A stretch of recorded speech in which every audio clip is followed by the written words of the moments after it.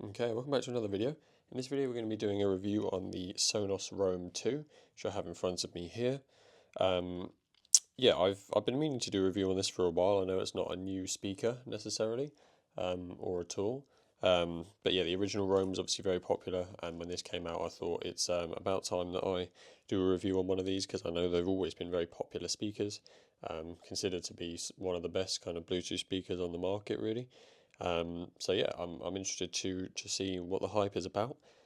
This one retails for £179 at the moment from the Sonos store. Um, so yeah, I'll take you through some of the specs. We've got a 10-hour battery life. Can also wireless charge, which is interesting. But yeah, 10-hour battery life from something of this size is very impressive. IP67 rated, and is also only weighs 0.43 kilos, so you really can, especially because of the shape as well, you can actually just throw this in your pocket, which is really nice.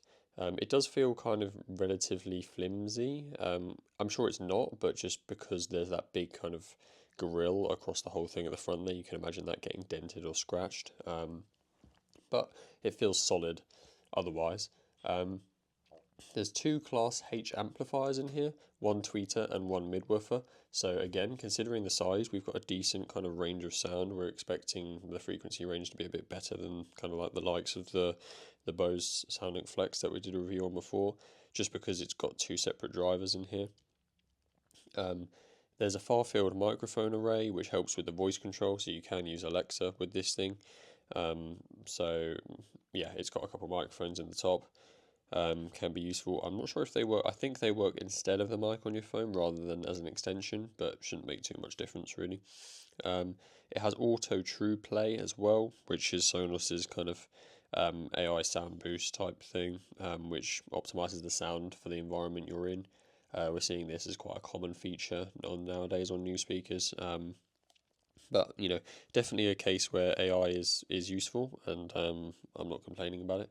It's obviously hard to tell side by side whether there's too much difference, but we have to take their word for it. Obviously, the idea is that there's a mic. It uses that far-field microphone array to kind of scan the room and the feedback it's getting back from the sound it's pushing out, and adjust the EQ ever so slightly, just to make it match the environment a bit better. So yeah, probably nothing you would actually hear with your ears, but it all helps to getting the best sound out of it. It's got a sound swap, which is interesting. I haven't had a chance to test this because I don't have another Sonos speaker, but if you hold the play and pause button on the top, it will send sound between the Roam 2 and the nearest Sonos speaker. Yeah, like I said, I haven't had a chance to test that because I don't have another Sonos speaker, but I'm not quite sure why that would even be that useful. I suppose if you're listening on it in like a portable kind of respect, like you've got it outside maybe, and then you come inside and you want to blast it onto your main speakers in the living room type of thing, then maybe that's useful. But I imagine the app has always had that kind of functionality. But yeah, kind of inputs wise, I suppose you can use Wi-Fi, Bluetooth, including AirPlay too if you're on an iPhone, and it works with Sonos Voice and Alexa. So it's got the kind of some of the smart speaker aspects that you might expect from Sonos's bigger range, but they've kind of fed through into this. So yeah, there's a lot of kit in here. We've got two amplifiers, we've got two different drivers, we've got microphone array, we've got a good battery life, and we've got Wi-Fi and Bluetooth, inputs all in a package that's ridiculously small.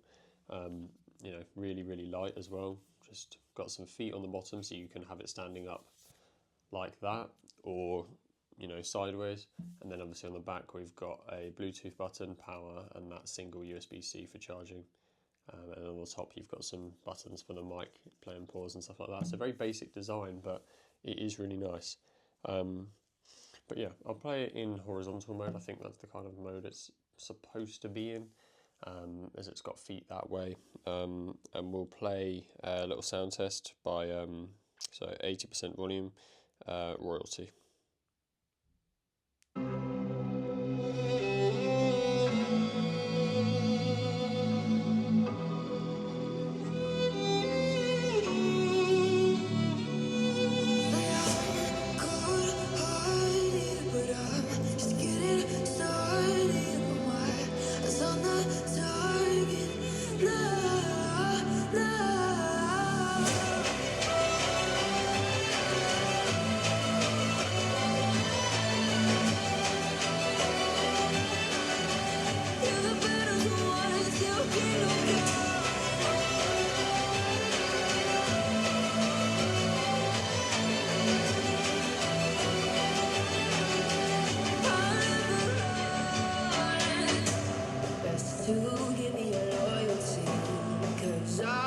taking the world, you'll see. They'll be calling me, calling me. They'll be calling me royalty. Best to give me loyalty, 'cause I'm taking the world, you'll see. They'll be calling me, calling me. They'll be calling me royalty. Calling me royalty.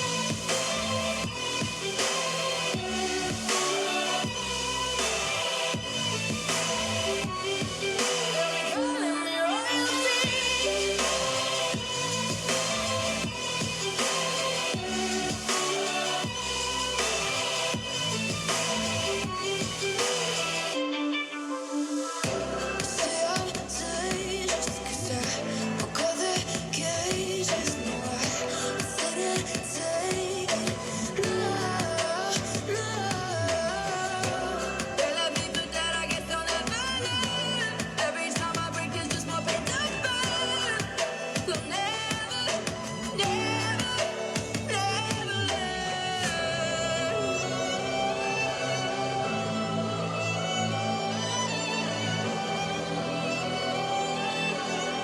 Till the battle's won, still kingdom come.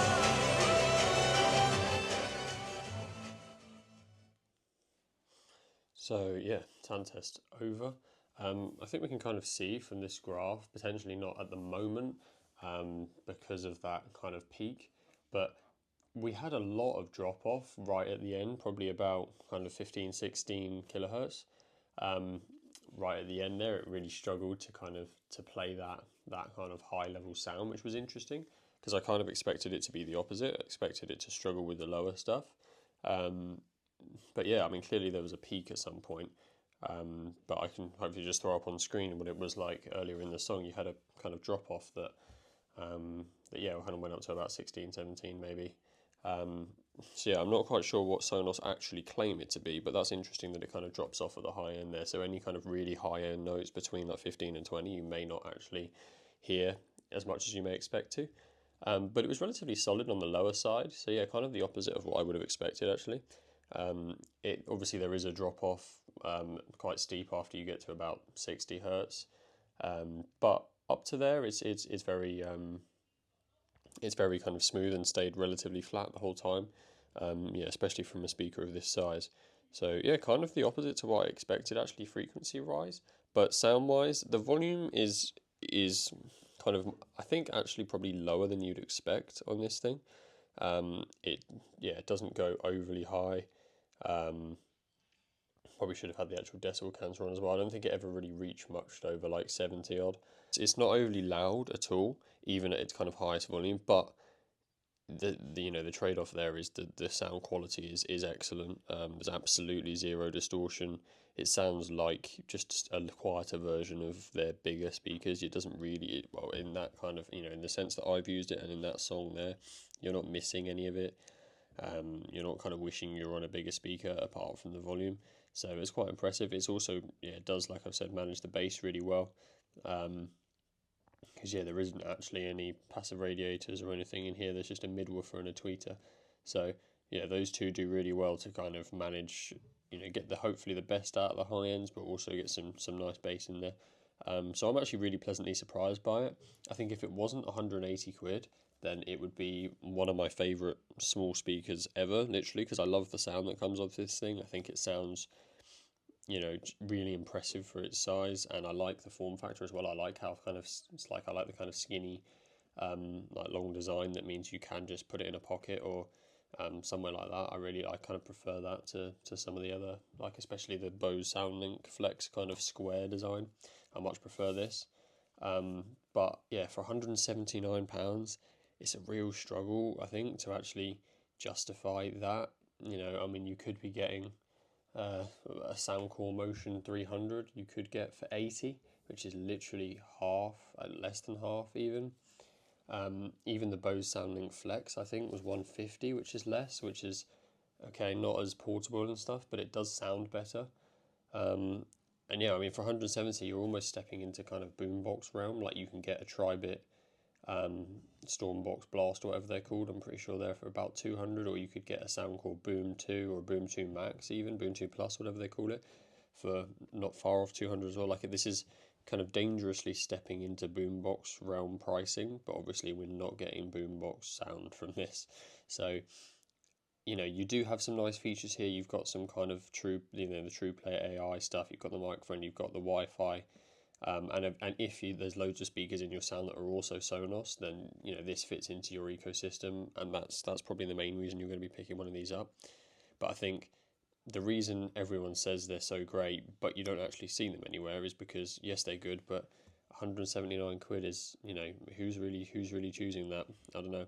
It is a great speaker, don't get me wrong, but yeah, it's too expensive for me to actually recommend, I think, which is a shame. But yeah, if you've got a big Sonos ecosystem to build it into, then that's definitely your best your best bet here, because you could even pair it with the kind of, you know, a Sonos 5 or a Sonos, one of the era speakers, and also the Sonos sub, and then you'd get a proper cool kind of system going, which you could swap between, especially using the sound swap feature on this one. But if you don't have any other Sonos speakers, I think you should probably look elsewhere. But yeah, if you don't agree or you got any other comments, add them down in the comments, and I'll look forward to seeing you in the next one.